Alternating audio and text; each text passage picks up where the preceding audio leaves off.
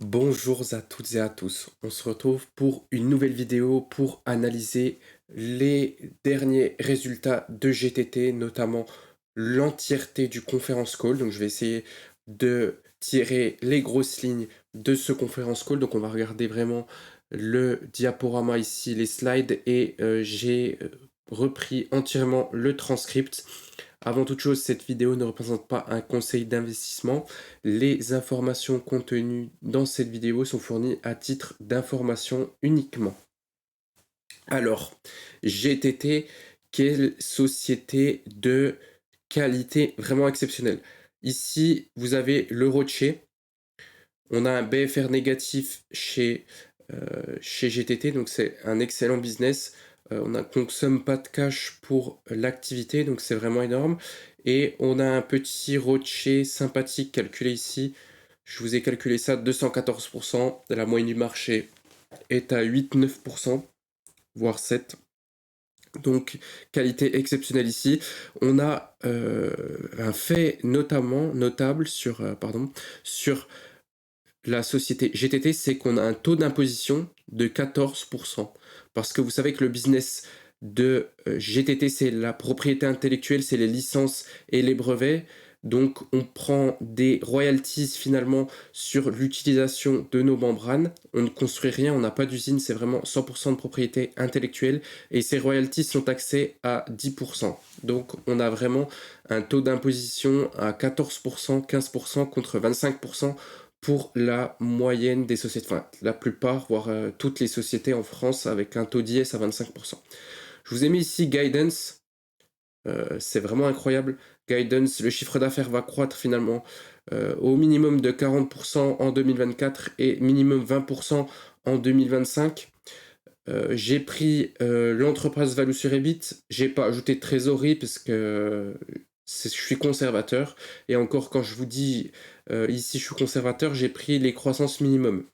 Trésorerie, j'ai compté qu'elle stagnait, mais elle va forcément croître parce qu'on a 51% de free cash flow margin, donc forcément ça va croître. Et la valo, j'ai pris la valo quand j'ai fait cette vidéo, le nombre d'actions ça bouge pas. Et là on peut voir que au cours actuel, en fait, on a un carnet de commandes qui est extrêmement rempli et on a une valorisation au cours actuel pour 2025 à 12,78 fois l'entreprise value sur EBIT, ce qui est assez limité et ce qui est conservateur, encore une fois.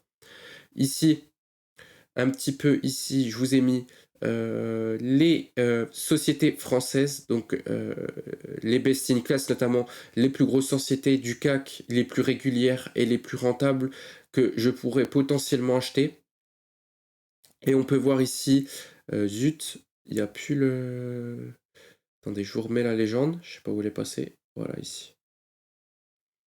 Si je vous la mets en haut, c'est mieux. Voilà, je vous remets la légende ici. Marge opérationnelle en bleu, marge nette en orange et marge free cash flow en vert, pardon. Voilà, c'est ça, c'est ça.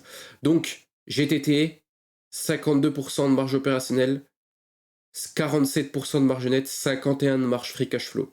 Société la plus rentable en France, la plus profitable en France, la société la plus qualitative en France au niveau de ses marges, qui a un avantage concurrentiel énorme, qu'à 100% de part de marché.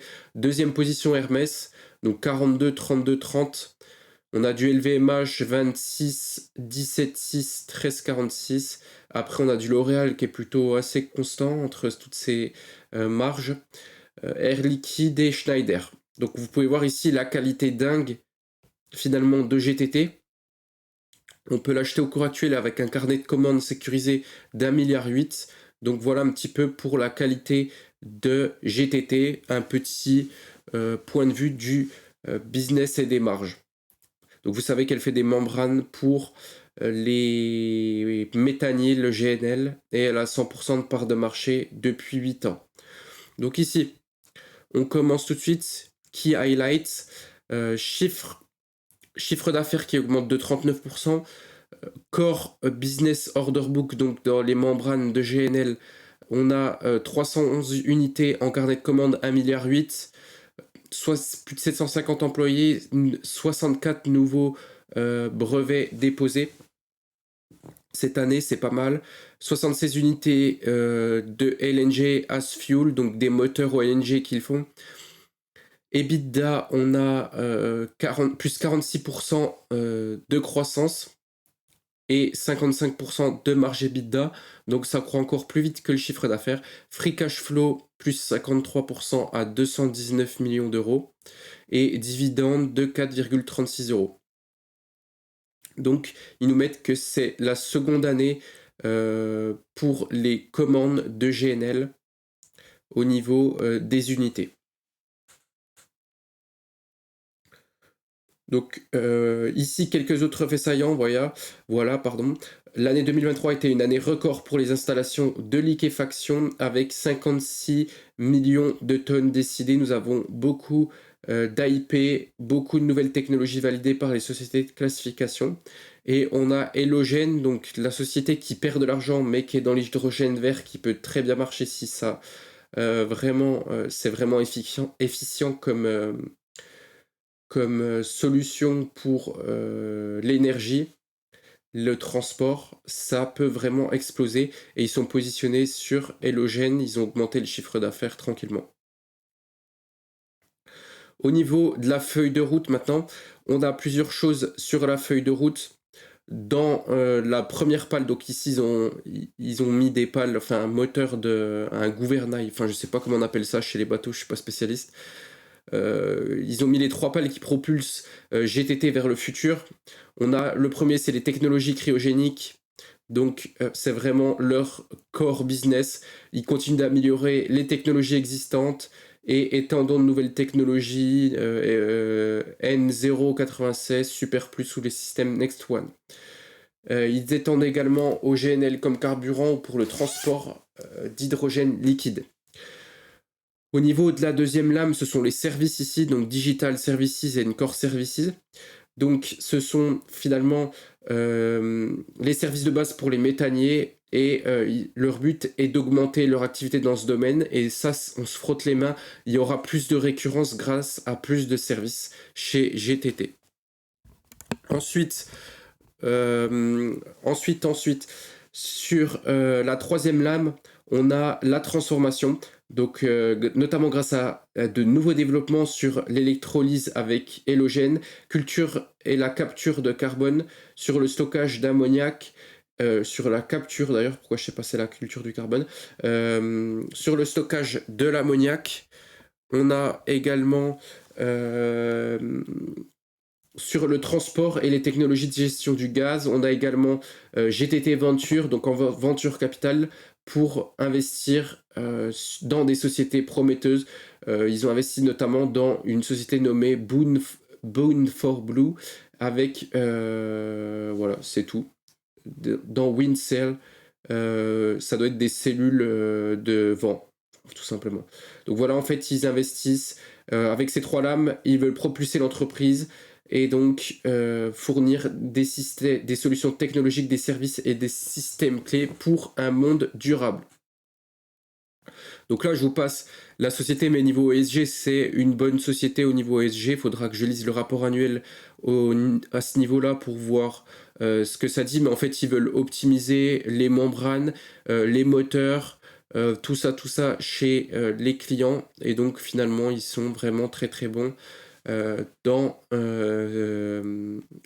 dans l'ESG. Donc voilà un petit peu pour l'ESG. Donc focus sur la recherche et développement et l'innovation. Donc ils ont fait plus de 64 brevets cette année, déposé 64 brevets en 2023, c'est vraiment énorme. Et ils ont lancé plusieurs choses, notamment Super Plus sur cette technologie, je sais pas trop ce que c'est. Super Plus, c'est un nouveau système de confinement. Il y a Next One. Voilà ce qu'il y avait à peu près à dire là-dessus. Donc après avoir apporté de la valeur ajoutée sur le marché de la conception innovante du méthanier à 3 réservoirs, le méthanier d'une capacité de 174 000 m3, nous poursuivons le développement d'une nouvelle conception innovante de 200 m3 avec une vapeur lente afin de réduire l'empreinte carbone du GNL transporté par voie maritime. Ils travaillent également sur un système actif, Recycool, et donc ils améliorent continuellement leur système de confinement. Ici, pour soutenir la stratégie de diversification, ils travaillent sur 3 axes stratégiques. Le premier, le GNL comme carburant, le deuxième est la solution numérique et le troisième est la solution zéro carbone.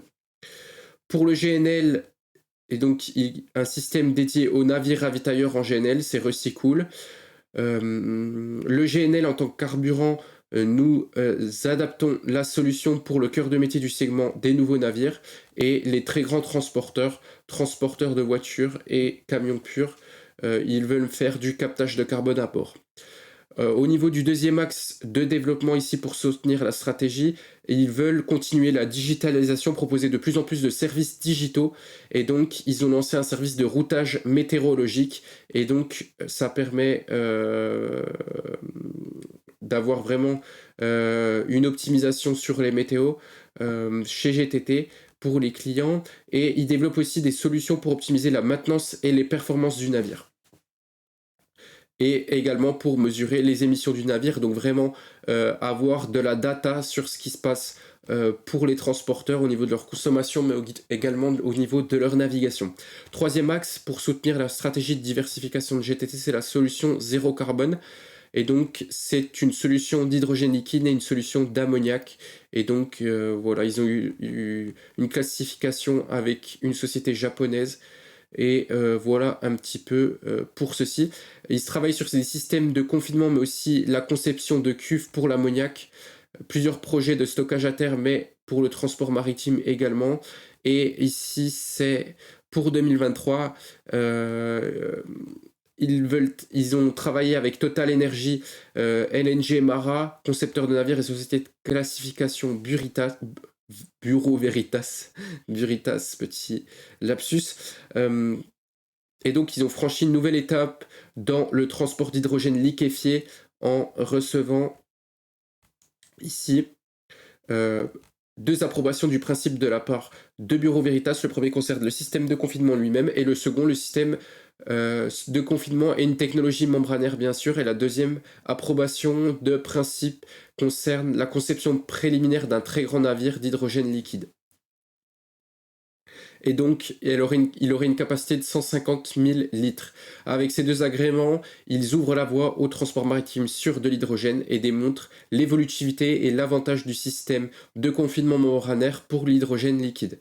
Donc en fait, on se rend compte que GTT, ils ont 100% de part de marché dans le GNL, mais ils ont vraiment un énorme marché si ils arrivent à faire que l'hydrogène soit utilisé dans le monde entier.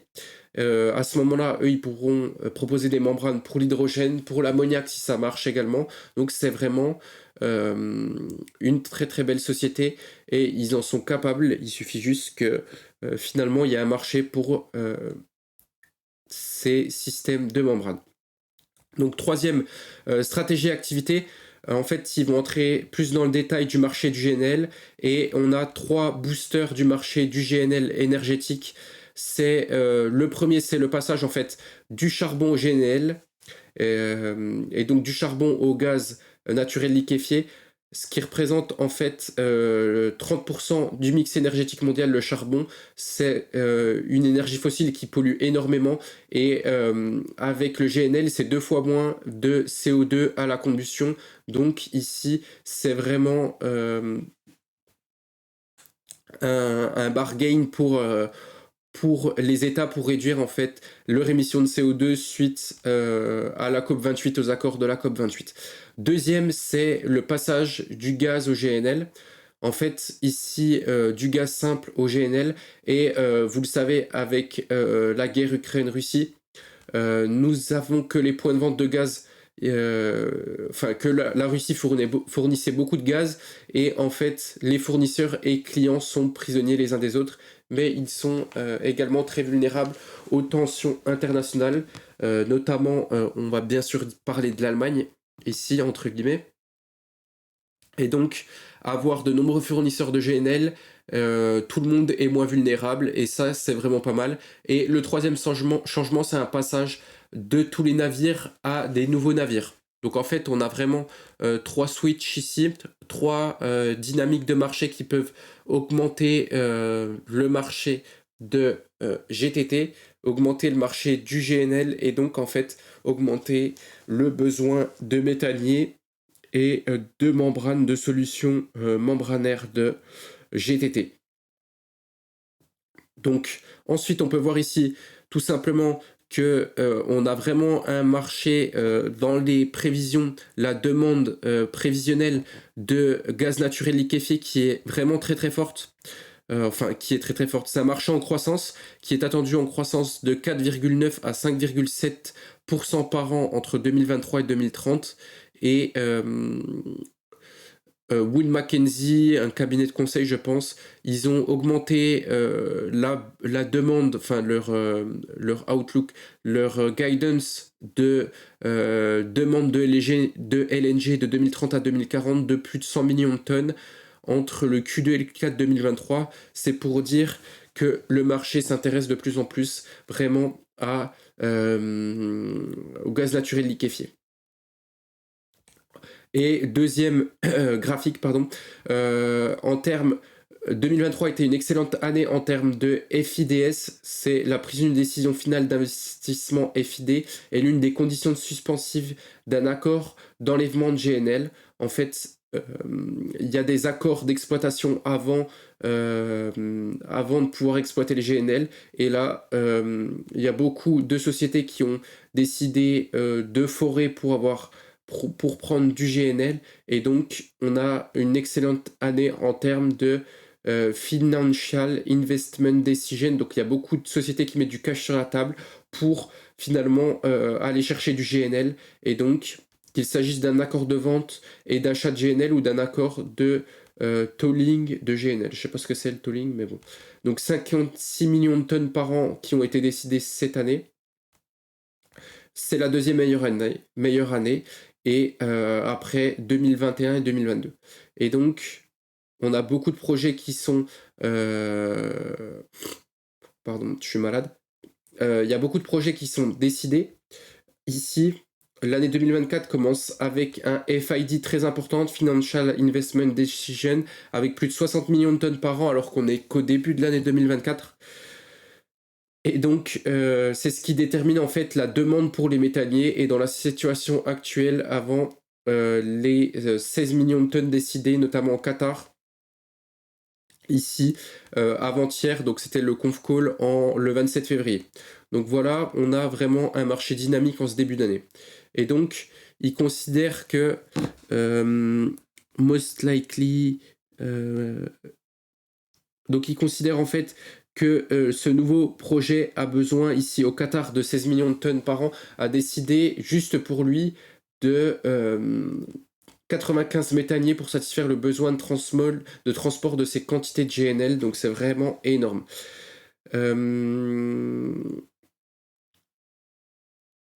Ici, c'est tout bon. Donc on vient sur ce graphique ici, et en fait ça montre ici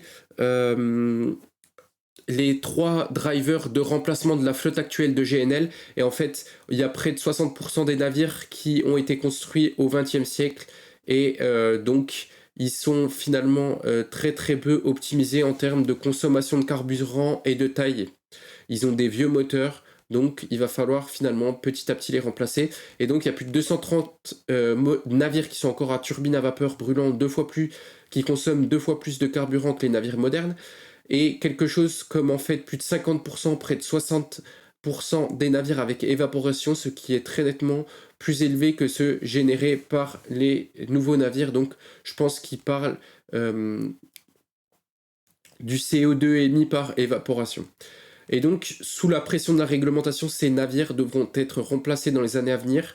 Ils pensent que ça conduira à une démolition des navires dans les années à venir. Et pour l'instant, ça n'a pas vraiment commencé, mais peu de navires ont été mis au rebut. Mais nous attendons à ce qu'ils augmentent considérablement dans les années à venir. Donc voilà un petit peu ici en bas pour les normes. Et long term estimate for GTT pour les commandes. Donc, entre 2024 et 2033, il s'attend à plus de 450 unités dans le GNL. Après, je connais pas bien les autres. En fuel, en LNG as fuel, ils s'attendent à 5 à 10 unités ici en bas pour les 10 prochaines années. Et ensuite, je les ai pas encore. Ici, c'est les solutions de stockage onshore.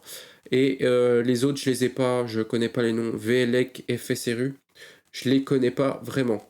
Donc en fait, là, on a 3 catalyseurs.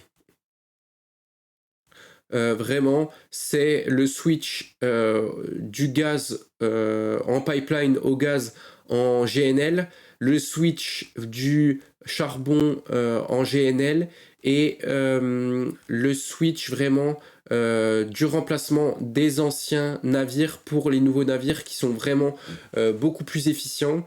On a également vraiment une demande de marché, le marché est en croissance sous-jacent au niveau de la demande de GNL. On a des grosses décisions d'investissement ici en 2023 et en 2024 également. Donc voilà un petit peu pour le remplacement de la flotte, plus sans précision, on a une flotte vieillissante.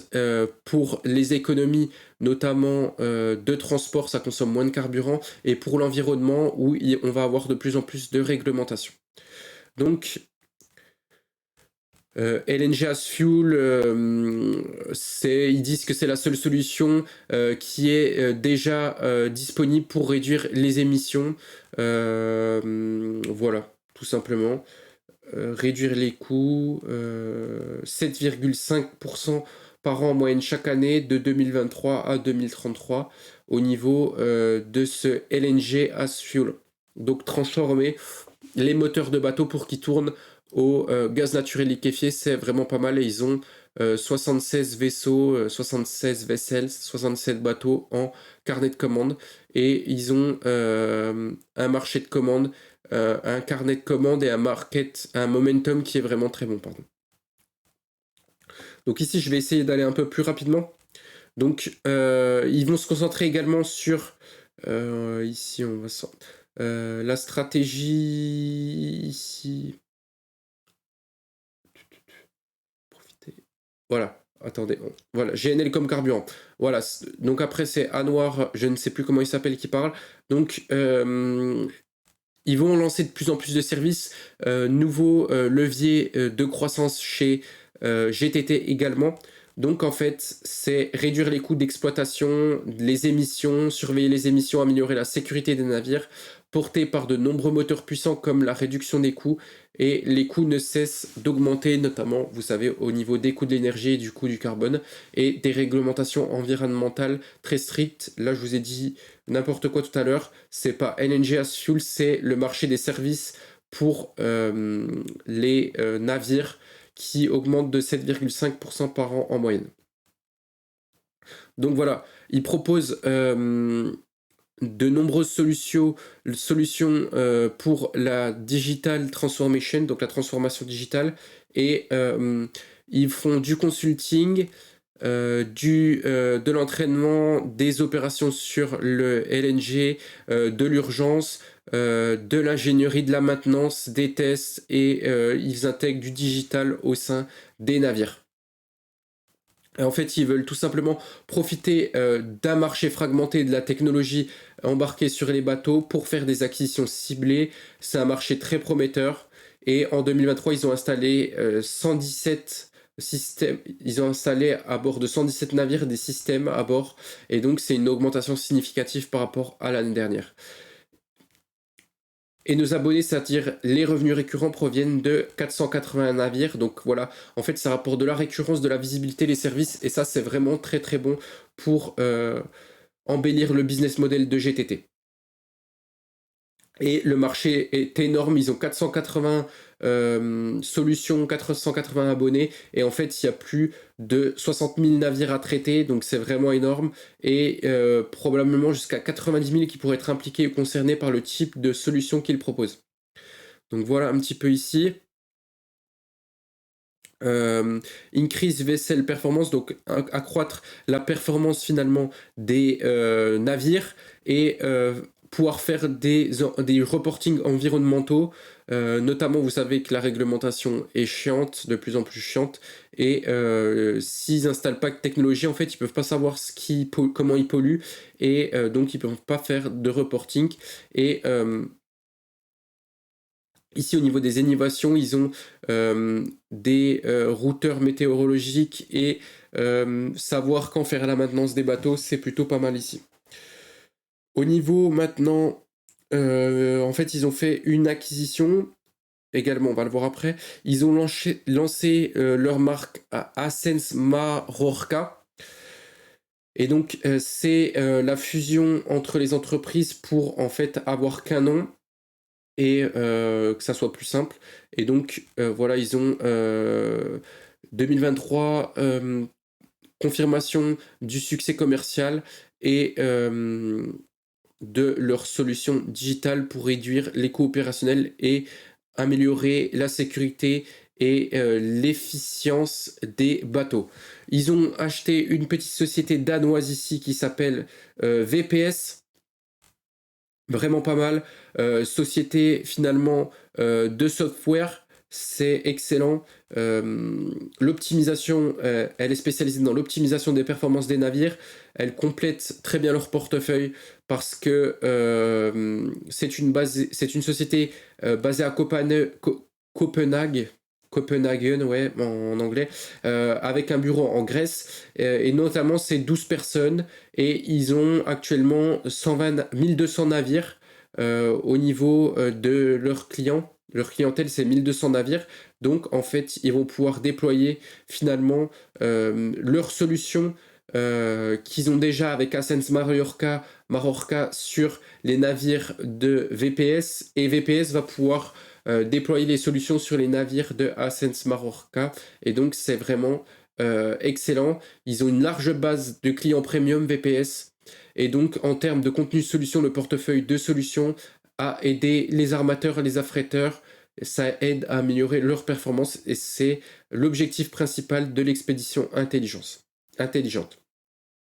Et en fait, ça va leur permettre, avec VPS, de ne pas avoir besoin de nouveaux matériels de hardware, donc de réinstaller des choses sur les bateaux. Et donc, ça permet de déployer très facilement les solutions sur n'importe quel type de navire sans avoir besoin d'ajout de matériel à bord. Et c'est gagnant-gagnant pour les clients et pour l'activité de GTT. Au niveau d'Elogen, donc ici c'est l'activité d'hydrogène vert de GTT, donc elle est en croissance. C'est vraiment magnifique si on arrive vraiment à faire des moteurs à l'hydrogène vert, à pouvoir consommer de l'hydrogène vert pour la planète, ça serait génial. Mais pour l'instant, cette activité n'est pas rentable, donc on va pas trop s'attarder dessus, mais c'est quand même un relais de croissance si ça perce. L'hydrogène vert, si ça perce, on sait que GTT est très bien positionné. Donc, nombreuses entreprises dans le secteur de l'énergie se concentrent sur les projets de taille plus raisonnable. Donc ici, ouais, il n'y a rien trop à dire sur l'hydrogène vert. Finalement, en fait, ils ont beaucoup de subventions, ils font une méga factory. Ils font une méga factory ici en Île-de-France, je pense, et c'est financé à 85%, à 80% par des subventions étatiques, voilà, à Vendôme en France. Et voilà, c'est vraiment c'est un projet de 90 à 110 millions d'euros et financé à 80% par des subventions étatiques. Et donc voilà, en fait, je m'attarde pas dessus parce que c'est pas rentable. Donc pour l'instant, c'est bien de se développer là-dessus. Moi, en tant que personne, je vais pas dire intelligente, mais censée développer l'hydrogène vert, c'est vraiment génial. Et j'espère vraiment que ça pourra être utilisé pour le transport et pour les habitations, les habitants. Ça réduirait l'impact carbone vraiment énormément. Au niveau des résultats financiers, ici, c'est vraiment magnifique. Order book 2022, décembre 2022, on avait 274 bateaux, on est monté à 311. Donc on continue sur un vraiment, voilà, un momentum commercial vraiment très très fort actuellement. J'espère que ça va continuer en 2024. Donc le carnet de commandes se renforce avec une activité vraiment exceptionnelle. Donc vous l'avez vu, hein, le carnet de commandes, il se renforce et il se renouvelle, en plus d'une énorme croissance. Donc ça, c'est vraiment pas mal. On va le voir après, la croissance, vous voyez, on a 40% de croissance et on arrive à toujours augmenter le carnet de commandes. Donc ça signifie qu'on est quand même positionné sur un marché attractif. Il faudra quand même faire gaffe à la cyclicité. Parce qu'on sait que GTT, c'est pas une ligne droite, c'est un peu cyclique le gaz naturel liquéfié, mais bon, ça a mis du plomb dans la tête, notamment de tous les États et de pas mal de sociétés, comme quoi le GNL, c'était une très très bonne solution qui est peu polluante et qui est très accessible. Parce que je crois qu'on va le voir après, mais on est à 25 euros le gigawattheure, je sais plus ce que c'est précisément. Ici, si on l'a après... Non, ça ne cherche pas. Si, c'est là. Attendez, je vais vous montrer ici. Voilà. On est à... Ah non, on est à 10-15 MMBTU area. Donc, c'est peu cher. Je ne veux pas vous dire de conneries, je ne connais pas les ordres de grandeur, de bêtises, pardon. Mais c'est très, très significatif. Donc, ici, on peut voir le carnet de commandes décembre 2021. On a une très forte croissance. Et en value, on a également une très très forte croissance. Ici, 1,8 milliard de carnet de commandes. GTT, ça fait 427 millions d'euros de chiffre d'affaires. Donc, si on fait du 1,8 milliard ici, divisé par le 427 de cette année, le chiffre d'affaires de cette année, on a 4 ans. Si on a une stagnation, on a 4 ans de chiffre d'affaires assuré avec le carnet de commandes. Donc là, en fait, ce qui est très très intéressant à voir, c'est notamment le order, donc le carnet de commandes, comment il va être écoulé en fonction des unités par an, mais au niveau des revenus également. C'est-à-dire qu'en fait, on peut voir ici qu'en 2024, on a très peu de variations en fait par rapport à ce qui était prévu fin 2022, mais au niveau 2025, on a une augmentation significative, 2026 également, et 2027, c'est vraiment énorme. Donc là, on a une grosse visibilité sur l'activité de GTT, c'est ce que j'adore. Après, c'est une activité qui n'est pas très très récurrente. On a 9%, 8-9% du chiffre d'affaires qui est des services. Ça tend à augmenter avec la digitalisation, mais voilà un petit peu pour GTT. Ici, on peut voir ici croissance des revenus plus 39,2%, donc c'est vraiment excellent. Qu'est-ce que je peux vous dire de plus? C'est venu vraiment du LNG, le cœur de métier. On a eu LNG as fuel également, une croissance de 334%, électrolyseur plus 116%, et les services plus 21%. Et voilà, ça représente 7% des revenus maintenant, les services. Donc on a quand même un peu de récurrence chez GTT. Mais en fait, la croissance a été tellement forte dans le LNG que dans le GNL que finalement, les services ont diminué en part de pourcentage des revenus. Au niveau du PNL, oh là là, c'est magnifique. 39,2% de croissance du chiffre d'affaires. EBITDA, on a un levier opérationnel qui est pas mal. Hein. EBITDA plus 45,6%. Operating, les bits, on est à 46, plus 46,8% et les net income plus 57%, donc c'est vraiment pas mal. On a un free cash flow qui augmente de 53% et on augmente le dividende. Ils vont l'augmenter cette année de je sais plus combien. En fait, ils distribuent 80% du résultat net, donc il va augmenter d'un peu plus de 50%, je pense, le dividende. On a les capex qui augmentent un peu également, mais bon, c'est quasiment rien. On est vraiment, je vous le rappelle, sur la société la plus rentable de France, 51% de marge free cash flow. C'est vraiment énorme. C'est une vache à lait, surtout que, en fait, ils passent des capex. Donc là, on passe des capex à un taux de réinvestissement de plus de 200%. Donc vous imaginez un peu la boule de neige chez GTT, c'est vraiment génial, c'est vraiment énorme. Donc le dividende intérim final. On a 2 dividendes sur GTT. Ah oui, on a 2 dividendes, je savais même pas. Ici, 4,36. Ouais, c'est 80% du résultat net, on s'attarde pas dessus. Mais c'est un bon dividende et il est très très solide, hein, de toute façon. Ici, au niveau des perspectives et la conclusion, il prévoit en 2024 une activité comprise entre 600, un chiffre d'affaires compris entre 600 et 640 millions d'euros, donc soit plus 40 à plus 49%, voire plus 50% de chiffre d'affaires.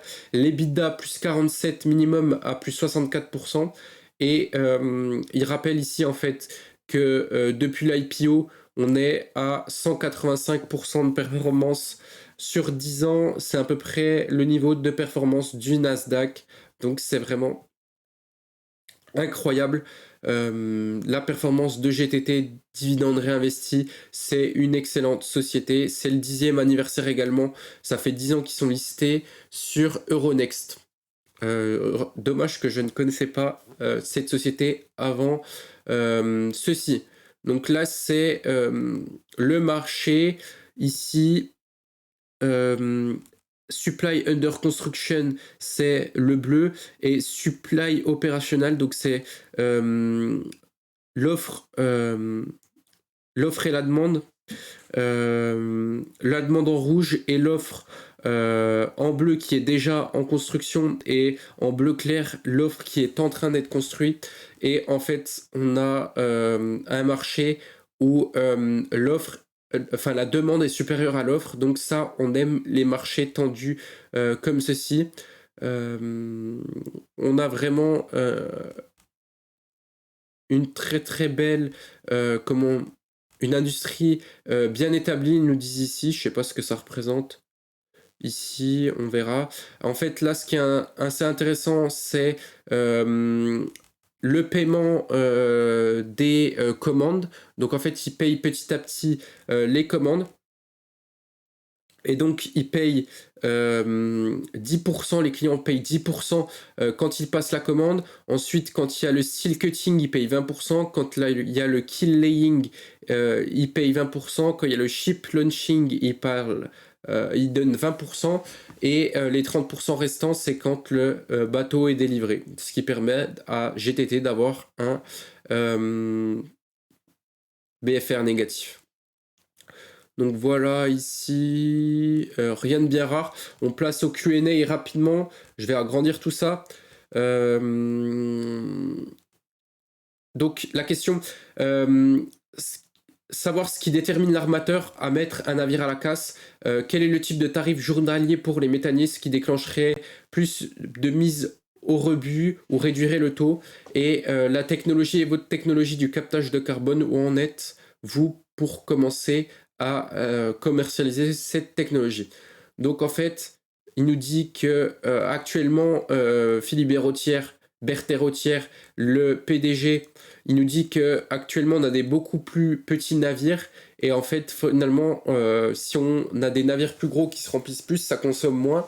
Et pour ces petits navires, ils ont plus beaucoup de pièces, et l'équipement et les moteurs et le pont pour le remplacer, ils ont du mal à trouver des autres pièces. Ils consomment beaucoup de carburant, et changer ces navires, ça représenterait vraiment une économie pour les armateurs et navigateurs. Et en fait, les propriétaires, ils les gardent parce qu'ils s'attendent à qu'il y ait une situation tendue pour revendre les navires à un prix élevé, alors que c'est vraiment pas le cas actuellement. Système de captage de carbone maintenant. Ça devrait être opérationnel en 2025-2026, donc ça, il n'y a rien de bien rare là-dessus. Il parle d'Hellogen, la Gigafactory. Ils ont 80% de la Gigafactory qui va être payée par des subventions, donc il n'y a pas de souci là-dessus. La deuxième question, elle porte sur la taille des navires qataris. Pour l'instant, ils s'attendent à qu'il y ait probablement 18 commandes par le Qatar. Rien de bien rare. ça n'affecte pas de manière significative les attentes à long terme en matière de nombre de navires. Ici, changement majeur, plus de navires de 200 mètres cubes à l'avenir, un bon moyen de réduire l'empreinte carbone du transport maritime et de ralentir la vitesse des navires.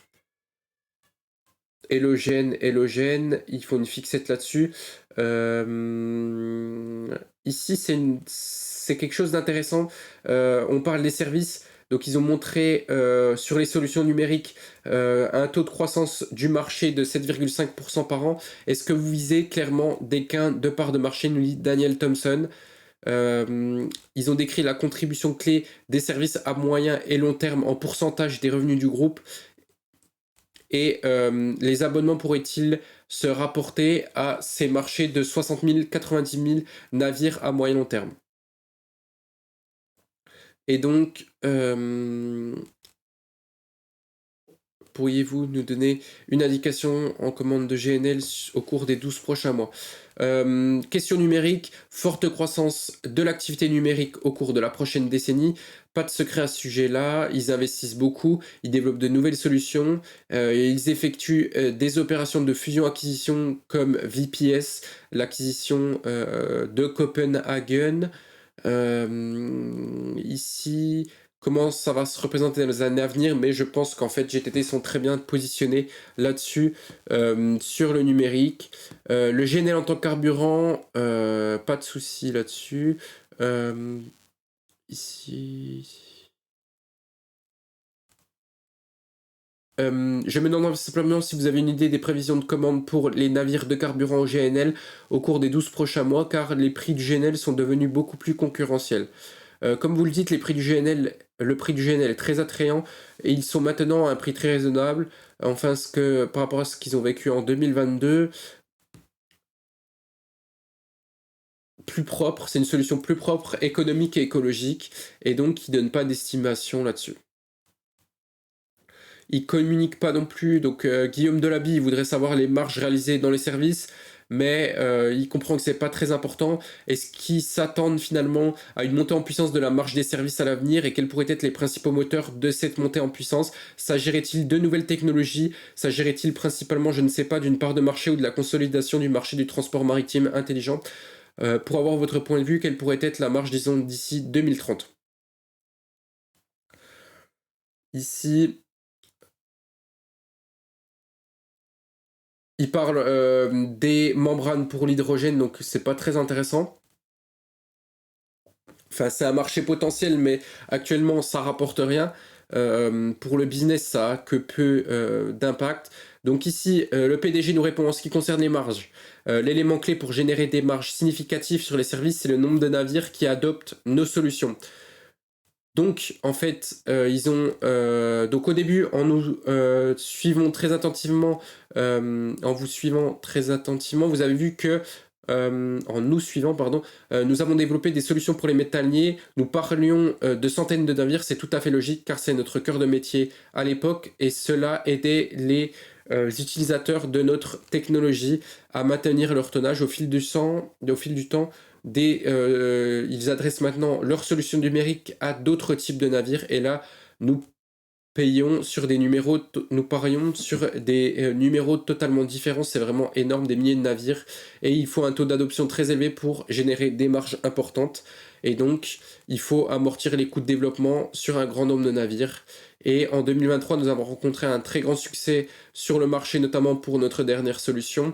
Et ils sont confiants dans l'avenir, dans leur capacité à développer des solutions intelligentes dans le transport maritime. Ici, des pertes d'EBITDA. La société Hélogène, dans l'hydrogène vert, elle fait des pertes. Ils se fixent vraiment, vraiment à ce stade le seuil de rentabilité à partir du milieu de la décennie, donc 2025-2026 j'espère. Ici, sélectionner nos prospects et ils surveillent vraiment de près les coûts pour pas que ça creuse les pertes trop profondément. Hélogène, c'est encore une question sur Hélogène. Bien sûr, c'est du cash qui sort de GTT, donc les analystes, ils essayent de se tenir au courant de cet investissement dans la Gigafactory. à Vendôme. Il va bientôt avoir, au niveau de la gouvernance, une séparation du PDG et du président.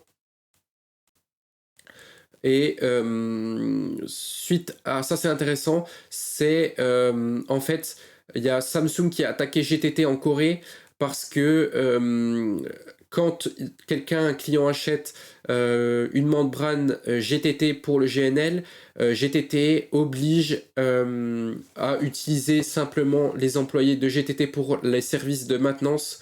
Et donc, Samsung a gagné. En fait, GTT peut et doit, à la demande des clients, dissocier l'achat de la membrane à la maintenance. Et ici, ils n'ont aucune demande de la part de Chantier Naval ici, voilà, de partager une partie du contrat entre le service et la propriété intellectuelle. Ils n'ont eu aucun client qui ont fait la demande. Voilà, en fait. Samsung a gagné, ils doivent dissocier la partie du contrat entre le service et la propriété intellectuelle, mais aucun client ne l'a demandé, donc c'est pas significatif à ce niveau-là. Et donc voilà pour cette petite vidéo sur GTT, c'était un peu long. N'oubliez pas, vous avez dans la description ma newsletter qui est payante, c'est pas cher, 5 € par mois avec l'abonnement annuel, avec l'abonnement mensuel, et c'est 50 € par an avec l'abonnement annuel, donc vous êtes gagnant. Je publie les derniers mouvements du portefeuille et je publie des thèses d'investissement. J'ai commencé ça il n'y a pas très longtemps. Et donc, vous avez également un coaching en prenant l'abonnement membre fondateur pour une trentaine d'euros par mois. Vous avez des calls avec moi si vous avez n'importe quelle question. Je suis là pour y répondre, pour vous aider. Voilà tout. Vous savez que je suis étudiant et que c'est un petit taf à côté que je fais, très intéressant. Bon, c'est pas non plus énorme, 5 € par mois, c'est un Starbucks. Donc, j'essaye d'apporter le maximum de valeur là-dessus. Voilà un petit peu pour cette petite vidéo sur GTT. J'ai adoré faire ça. D'ailleurs, je suis actionnaire, hein, j'en ai pris un petit peu de GTT. Je trouve que le ratio risque-rendement est vraiment magnifique. On a un carnet de commandes très solide. On a une société qui est top qualité, avec un avantage concurrentiel fort. Avec 100% de part de marché, des marges énormes. Donc voilà tout pour cette vidéo. N'oubliez pas de liker la vidéo, de vous abonner, d'activer la cloche des notifications et de partager si ça vous a plu. C'était Invest Academy. Ciao, ciao.